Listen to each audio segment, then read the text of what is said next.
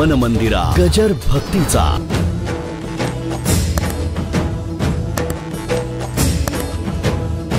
प्राप्त परमात्मा प्राप्त प्रतीतीने भोगणारे प्राप्त पुरुष प्राप्त होत नाहीत. नीट कळलं ना? प्राप्त परमात्मा प्राप्त प्रतीतीने भोगणारे असे प्राप्त पुरुष प्राप्त होत नाहीत. परमात्मा अप्राप्त आहे हे माहिती आहे, पण प्राप्त परमात्म्याला प्राप्त परिस्थितीतून जाणून घेऊन, बरं का, आता मला काही मिळायचं नाही, मी त्याला मिळूनच आहे. लौकिक जीवनातली भाषा अशी असते की गंगा ही सागराला मिळालेली निघालेली आहे. कसं काय बोलता? जिथे मिळायची ती मिळालेलीच आहे, ती मिळायला निघाली नाही, मिळो आणि मिळत त्याची उभी कशी आहे? अहो, एक विशिष्ट पॉईंट आहे, तिथे सागराला गंगा मिळालेलीच आहे.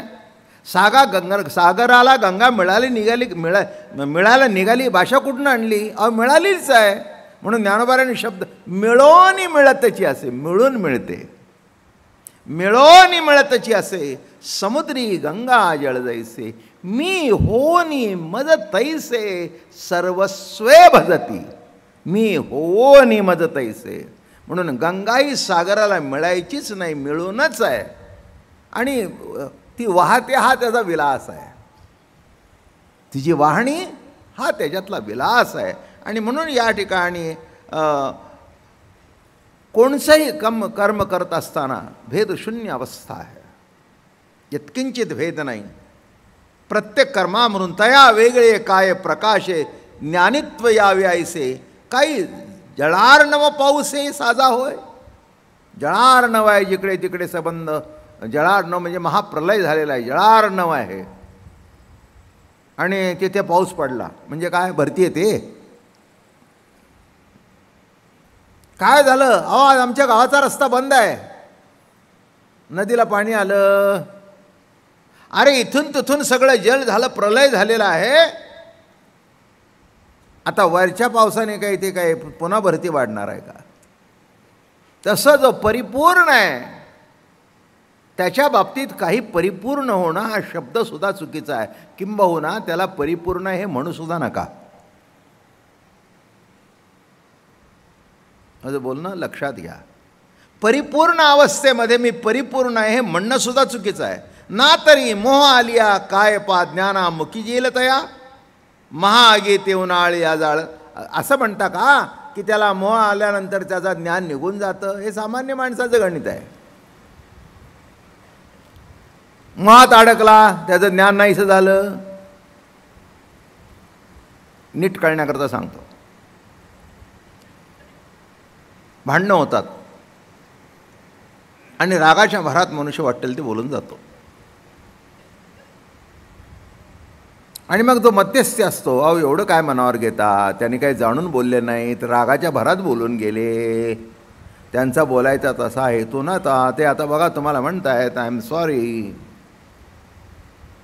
रागाच्या भरात बोलून गेले, तसा काही त्यांचा म्हणण्याचा हेतू नाही. आत्तापर्यंत तुम्हाला तसे ते बोलले होते का?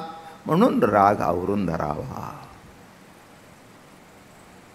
आवरत नाही असं म्हणू नका. तुम्हाला राग हे जर तुमच्या जीवनाचं भूषण झालं असेल तर मग काही बोलायचं कारण नाही आहे. तुम्हाला वाटत असेल राग हे माझं अस्त्र आहे, नाही, एक दिवस उलटून तुम्हालाही ते अस्त्र मारून टाकील, नाही का?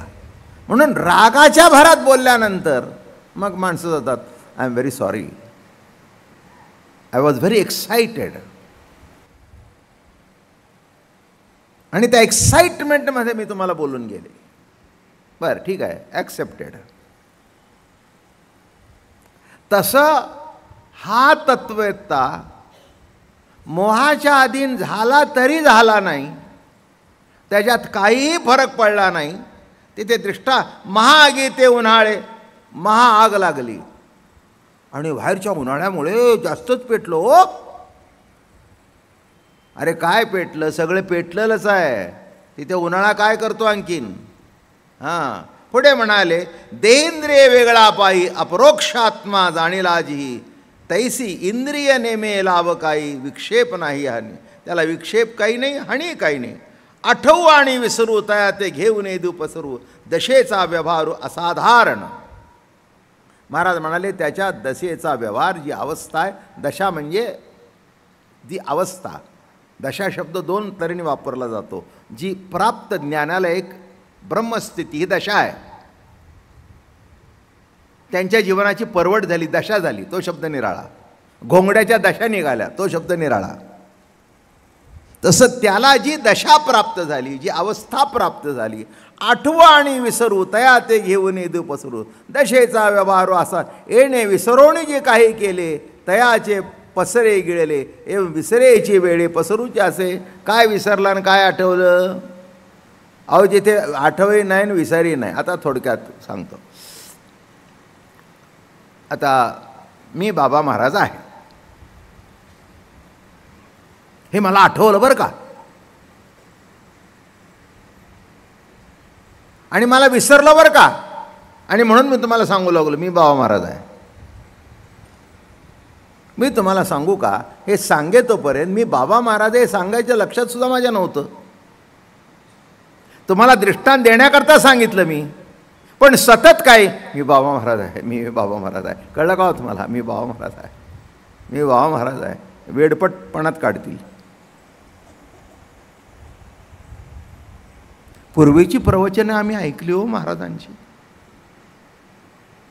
पण सध्या मी बाबा महाराज आहे, मी बाबा महाराज. अहो काय सांगायची गरज आहे का? अहो बाबा महाराज आहे म्हणून तर आम्ही येतोय. मग मला तरी स्मरण आहे का मी बाबा महाराज आहे म्हणून? पण स्मरण जरी नाही आणि आठवण जरी झालं तरी काय फरक पडला? स्मरण झालं म्हणून मी बाबा महाराज, आणि विस्मरण झालं म्हणून मी बाबा महाराज नाही. स्मरण असू दे नाही तर विस्मरण असू दे, झोपेत असू दे नाही तर जागा असू दे, मी बाबा महाराज आहे ते आहे. त्याचं नित्य स्मरण करण्याचं काही कारण नाही. तसं या ठिकाणी म्हणाले, आठवा आणि विसरू तया ते घेऊन येतो, दशेचा व्यवहार असाधारण. त्याची जी दशा प्राप्त होते, आता आत्मसुखाच्या सुरवाडे, विसरता विसरण पडे, आठवता येईन गडी आठव. त्याला विसरेही नाही, आठव नाठव गेले भावाभाव, झाला स्वयंमेव पांडुरंग. आठव नाही नाठव नाही, स्वयंमेव पांडुरंग.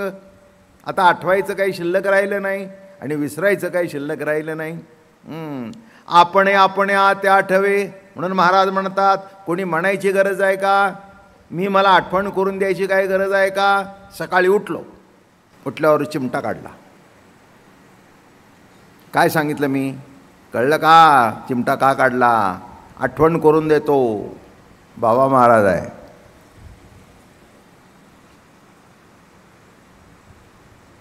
काय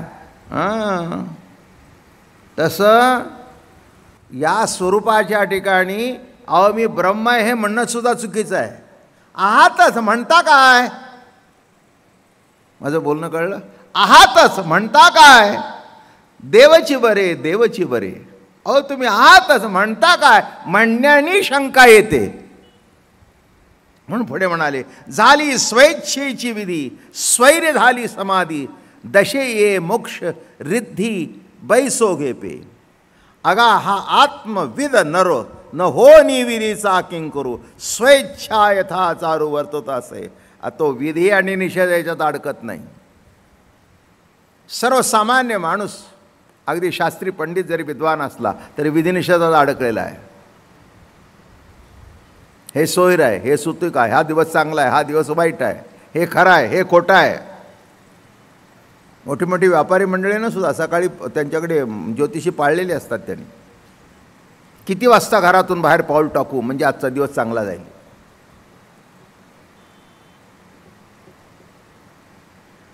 म्हणून त्या घड्याळाला बरोबर घरातून बाहेर पडतात. काय? विधी निषेध. लग्न करायचं आहे, मुहूर्त बघा, चांगला मुहूर्त बघा. आता काय तसं काही एवढं राहिलंही नाही, कोणीही मुहूर्त बघत नाहीत. पूर्वी माणसं म्हणत होते आषाढात मुहूर्त नसतो, आता आषाढात सुद्धा मुहूर्त आहे. उलट मुहूर्त काढून लग्न झालेली लग्न बिघडली, न मुहूर्त काढता जी केली ती टिकली. मन मंदिरा गजर भक्तीचा.